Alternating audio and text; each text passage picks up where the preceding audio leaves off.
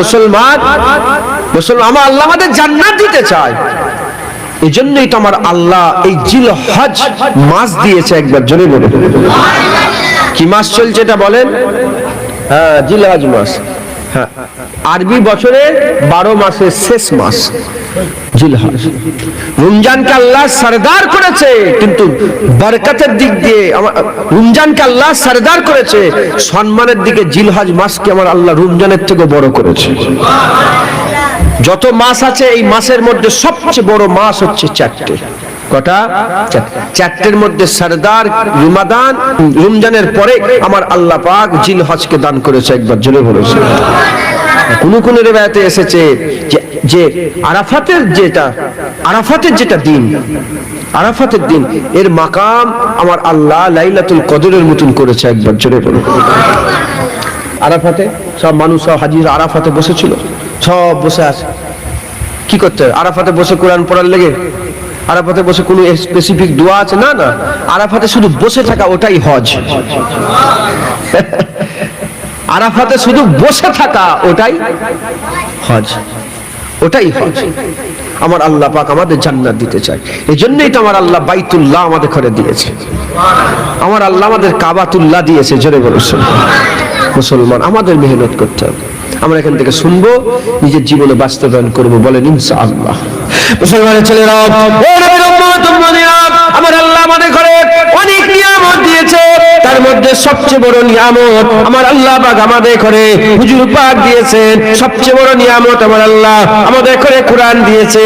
সেই হুজুর পাক আর কোরআনের মাধ্যমে আমার আল্লাহ পাক আমাদের জানিয়েছে দুনিয়ার ইসলাম আলা খামসাতুন, ইসলামের বুনিয়াদ হচ্ছে 5টা, ইসলামের পিলার হচ্ছে 5টা।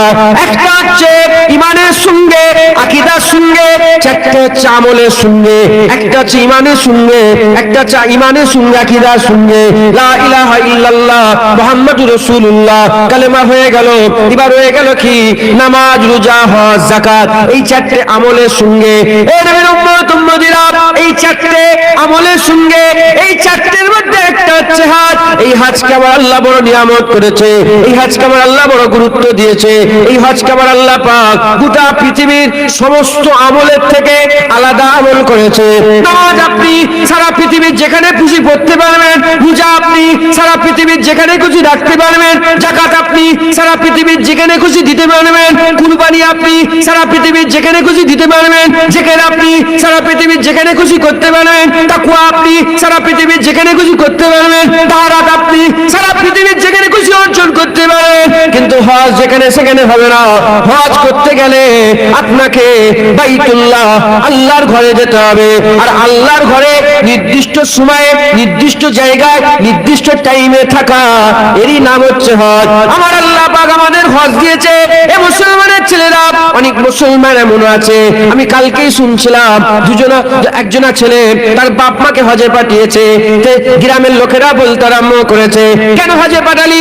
ওর থেকে 2টো স্টল কিনলে তো ভালো হতো। হ্যাঁ, 5 লাখ 10 লাখ চলে গেল, তার থেকে তুমি একটা দোকান কিনলে তো উপকার হতো। না মুসলমান, না মুসলমান, হুজুর পাক পরিষ্কার জানিয়ে দিয়েছে, যারা আওকাত থাকা সত্ত্বেও যারা হজ করলো না, ইহুদি হয়ে মরবে না নাসারা হয়ে মরবে আমি জানি না। তাই আপনাদের বলে দিয়ে যায়, যারা আল্লাহর ঘর কাবায় চলে গেল, আমার আল্লাহ পাক তার জন্য আখিরাতে উচ্চ মাকাম দান করে দিল। আমার আল্লাহ কাবা শরীফ মক্কা শরীফে তৈরি করেছে বাইতুল্লাহ, আল্লাহর ঘর। ওই ঘরে কি আমার আল্লাহ থাকেন? যদি বলেন, যদি ওই ঘরে কি আল্লাহ থাকেন? না। কেন তৈরি করলেন আল্লাহ?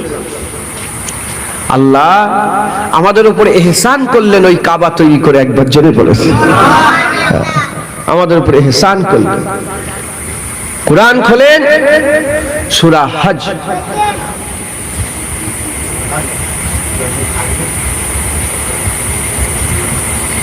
সূরা হজ বলে একটা সূরা আল্লাহ পাক কোরআনে দিয়েছেন। সেই সূরা হজ আমার আল্লাহ, সূরা ইমরানে আমার আল্লাহ এই জিকির করেছেন। এই কি বলে কাবা শরীফে জিকির। সূরা বাকারাতে আমার আল্লাহ কিছু করেছেন। তো আমার আল্লাহ পাক কোরআন শরীফে জিকির করছেন, বলছেন, এ ইব্রাহিম খলিলুল্লাহ কাবা তামির করো। কাবা তামির, কাবা তৈরি করো। কাবা তৈরি হয়ে গেল, আল্লাহ বলেন পরিষ্কার করো কাবা। কি করেন? পরিষ্কার করো।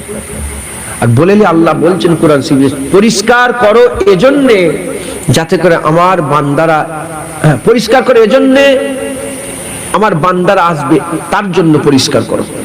আল্লাহ আমার ঘর পরিষ্কার করো, আমার আল্লাহ বলেন আমার বান্দারা আসবে সেজন্য কাবা পরিষ্কার করো। আল্লাহ শখ করে বান্দা তৈরি করেছে, এটা জেনে রেখে দেবে। গরু ছাগল গাছপালা আসমান জমিন সূর্য যা কিছু দেখছেন সব আল্লাহ তৈরি করেছেন, কিন্তু সবচেয়ে বেশি আমার আল্লাহ খুব শখ করে মানুষ তৈরি করেছে। আমরা আল্লাহ পাকের শখের বান্দা। আল্লাহ খুব ভালোবেসে, খুব মোহাব্বত করে, খুব মোহাব্বত ভালোবাসা দিয়ে আমার আল্লাহ আমাদের বান্দা করে মানুষ করে পাঠিয়েছে। একবার জোরে বলে। তাহলে আমার আল্লাহ পাক যখন শখ করে বান্দা বানিয়েছেন, আল্লাহ শখ করেই কাবা তৈরি করে আমাদের আসার লেগে কাবা পরিষ্কার করিয়েছে। কাকে দিয়ে? ইব্রাহিম খলিলুল্লাহকে দিয়ে। একবার জোরে বলেছে। সেই পরিষ্কারের দায়িত্ব এখনো পর্যন্ত ইব্রাহিম খলিলুল্লাহর বংশ, রাসূলুল্লাহর বংশের মাধ্যমে এখনো পর্যন্ত চলছে। কিয়ামত পর্যন্ত হুজুরের বংশের লোকেরাই কাবা পরিষ্কার করবে, অন্য কেউ পরিষ্কার করবে না। রাসূলুল্লাহর বংশ পৃথিবীর সবচেয়ে বড় বংশ, কুরাইশ বংশ, হাশিমি গোত্রের মাধ্যমে দিয়ে আমার আল্লাহ কাবা পরিষ্কার করাচ্ছে। হুজুরের পরে চার কাবিলা মানে চার দলে বিভক্ত হয়ে গেল। কেউ পানি খাওয়াতো, কেউ পরিষ্কার করতো, এরকম করে চার দলে বিভক্ত হয়ে গেল। কিন্তু হুজুরের খানদান কাবা পরিষ্কার করল। আল্লাহ ঘর তৈরি করলেন আর নবীর বংশকে দিয়ে কাবা পরিষ্কার করলেন। কেন? আল্লাহর বান্দারা কাবায় আসবে বলে। মুসলমান আমাদের মেহনত করতে হবে। মেহনত অনেক রকম ভাবে করা যায়, তবে আল্লাহ পাওয়ার জারিয়া নামাজ, রোজা, যাকাত আছে। হজকেও আমার আল্লাহ বড় গুরুত্ব দিয়েছে। আর হজ এই মাস ছাড়া আর এই 8, 9, 10 এই ছাড়া হজ জীবনে যদি বলেন হবে না। স্পেশাল দিন, স্পেশাল জায়গা। নামাজ স্পেশাল জায়গা নয়, যেখানে খুশি পড়েন, সারা পৃথিবী মসজিদ, যেখানে খুশি পড়েন। যাকাত যেখানে খুশি দিতে পারবেন, কিন্তু হজ যেখানে সেখানে করা যাবে না। মুসলমান আমার আল্লাহ আমাদের উপর ইহসান করেছেন। কুরবানি হাজিদের লেগে, কুরবানি সবার জন্য নয়। ঈদের নামাজ, ঈদুল আজহা হাজিদের জন্য, সবার জন্য নয়। কিন্তু হুজুরের সাদকাতে, হুজুরের দোয়াতে আমার আল্লাহ কবুল করে নিলেন। কবুল করে নিয়ে কি করলেন? আমার আল্লাহ ওই কাবায় হজ হচ্ছে সেই হজের কুরবানি গোটা পৃথিবীর মানুষকে আল্লাহ জয়েন করে দিলেন। কাবায় হজ হচ্ছে সেই হজের ঈদুল আজহা সারা পৃথিবীর মানুষকে জয়েন করে নিলেন। কাবায় হজ হচ্ছে সেই হজের তাকবীরে তাশরীক, আল্লাহু আকবার, আল্লাহু আকবার, লা ইলাহা ইল্লাল্লাহু, আল্লাহু আকবার, আল্লাহু আকবার, লিল্লাহিল হামদ আছে না?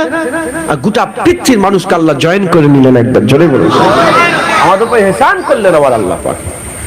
মুসলমান এই মাস হচ্ছে হজের মাস, এই মাস হচ্ছে খাস। মুসলমানের ছেলেরা, এই নবীর উম্মত উম্মতিরা, মুসলমানের ছেলেরা খুব খেয়াল করে শুনে রেখে দেয়। আমার আল্লাহ পাক দুনিয়াতে বিভিন্ন রকমের ফল দেয়, দুনিয়াতে বিভিন্ন রকমের ফল দেয়। আজিরের জন্য একটা আল্লাহ মৌসুম তৈরি করেছে, পেঁপের জন্য আল্লাহ মৌসুম তৈরি করেছে, এরকম ভাবে আলুর জন্য আল্লাহ একটা মৌসুম তৈরি করেছে। ওই রকম দ্বারা আমার আল্লাহ পাক ইবাদতেরও মৌসুম তৈরি করেছে। যেমন ইবাদতের মৌসুম রমজান মাসে, আমার আল্লাহ রমজান মাসকে আমার আল্লাহ ইবাদতের মৌসুম করেছে। অনুরূপ ভাবে এই জিলহজ মাসকেও আমার আল্লাহ ইবাদতের মৌসুম করেছে। জিলহজ মাসও ইবাদতের মৌসুম। আমার আল্লাহ পাক আমাদের করে জিলহজ মাস দিয়েছেন। এই জিলহজ মাসে হজ, এই হজের প্রতি আমাদের গুরুত্ব দিতে হবে। শুনছেন আপনারা? হজের প্রতি আমাদের কি করতে হবে বলেন? গুরুত্ব দিতে হবে। এই হজের আগাজ, হজের ইবতিদা ইব্রাহিম খলিলুল্লাহ হুজুরের পর থেকে নয়। হ্যাঁ, আল্লাহর ঘর কাবা ইব্রাহিম খলিলুল্লাহ হুজুরের পর থেকে নয়। আল্লাহর ঘর কাবা একদম প্রথম দুনিয়া শুরু হওয়া থেকেই আল্লাহর ঘর। কারণ আল্লাহ কুরআনে বলেছে, ইন্না আউওয়ালা বাইতি উদিয়া লিন-নাস, মানুষদের জন্য প্রথম ঘর কোথায়? লাল্লাযী বিবাক্কাতা, মক্কা শরীফ।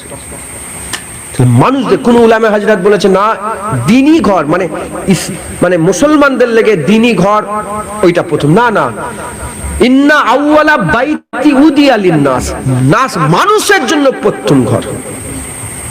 তার মানে ঘর কাকে বলে? চার দিওয়ারি থাকবে, দরজা থাকবে, মাথায় ছাদ থাকবে, এর নাম কি? ঘর।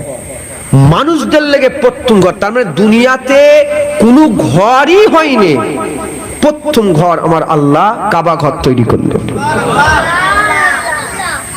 আমি আপনাদের জেনারেল নলেজের জন্য বলে দিয়ে যাই, কাবা ঘর মোট 10 বার তামির হয়েছে। কবার বলেন? 10 বার। ইব্রাহিম খলিলুল্লাহ তার আগে 3 বার তামির হয়েছে, ইব্রাহিম খলিলুল্লাহ 4 বার, তারপরে 6 বার তামির হয়েছে। হুজুর পাক নিজে তামির করেছেন। পরে কাবা শরীফকে ছোট করে দেওয়া হয়েছে। এখন আমরা কাবা শরীফ কিরাম দেখি? 4 কোণা। কাবা শরীফ কিরকম বলে? আপনারা দেখেছেন কাবা শরীফ তো মোবাইলে, কিরকম? 4 কোণা। কিন্তু ওইটা কাবা শরীফ নয়, হুজুর পাক এটা করেছেন 4 কোণা। আগে কাবা শরীফ ইব্রাহিম খলিলুল্লাহ হুজুরের জামানায় কাবা শরীফ, তার আগে কাবা শরীফ কেমন ছিল? 2টো কোণ ছিল আর একদিকে গোল ছিল। যেটা হাতিম দেখেন কাবা শরীফ পাশে একটা গোল মতন ঘিরা থাকে, দেখেছেন? ওইটা সমেত কাবা শরীফ। ওটাকে নিয়ে পুরা দুদিকে কোণ, এরকম কোণ, আর ওইদিক সামনে গোল, এটা আল্লাহর ঘর কাবা। হুজুর পাক ওটাকে ভেঙে হুজুর পাক মাঝখান দিয়ে আর্ধেক ছাদ করে দিলেন, আর্ধেক খোলা করে দিলেন, আর্ধেকে তালা লাগিয়ে দিলেন, আর একটা ফাঁকা। কেন? হুজুর পাক সাল্লাল্লাহু আলাইহি ওয়াসাল্লাম আল্লাহ পাক জানিয়েছিলেন, হুজুর জানতেন যে এমনও দিন চলে আসবে তখন বড় লোকরা বড় লোকদের লেগে খুলবে, গরিবদের লেগে খুলবে। হুজুরের উম্মত সব হুজুরের কাছে সমান, গরিবও যেমন রাসূলুল্লাহর উম্মত, আমিরও তেমন রাসূলুল্লাহর উম্মত। হুজুর কি করলেন? আমাদের দিকে খেয়াল করে হুজুর আর্ধেকটা তালা করে দিলেন, আর্ধেকটা খুলে দিলেন, আর হুকুম দিয়ে দিলেন যে যে দরজা খুলে কাবার ভিতরে নামাজ পড়লে যেমন কাবার ভিতরে নামাজ হয়, হাতেমের ভিতরে নামাজ পড়লে ওই রকম কাবার ভিতরে নামাজ হয়।